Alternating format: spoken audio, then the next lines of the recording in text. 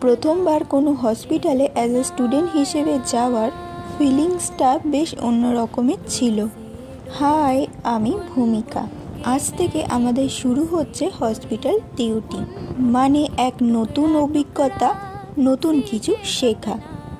আমার ডিউটি ছিল সেকেন্ড শিফটে, মানে ইভিনিং শিফটে, তাই সকালবেলা ঘুম থেকে ওঠার তাড়াটা ছিল না। তারপর বাড়িতে যা যা কাজ ছিল সমস্ত কাজ সেরে আমি চট করে রেডি হয়ে নিয়েছি। এরপর স্টেশনে চলে আসলাম ট্রেন ধরার জন্য। প্রথমে ট্রেন থেকে নেমে টোটো, তারপর হসপিটাল।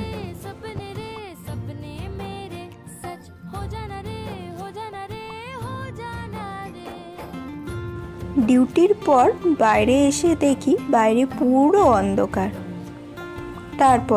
তারপর সোজা স্টেশন থেকে ট্রেন, তারপর বাড়ি। তাহলে আজকে আসি, টাটা, বাই।